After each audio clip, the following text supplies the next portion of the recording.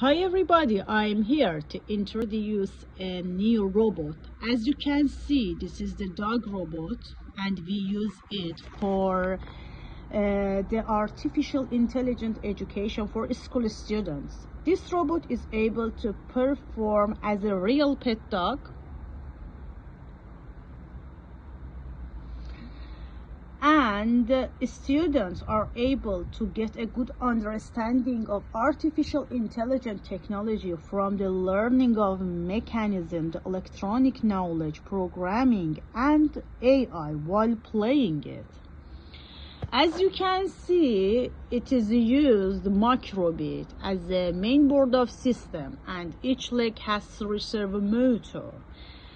And students have a fun and education together and get a practical insight of science and mathematics.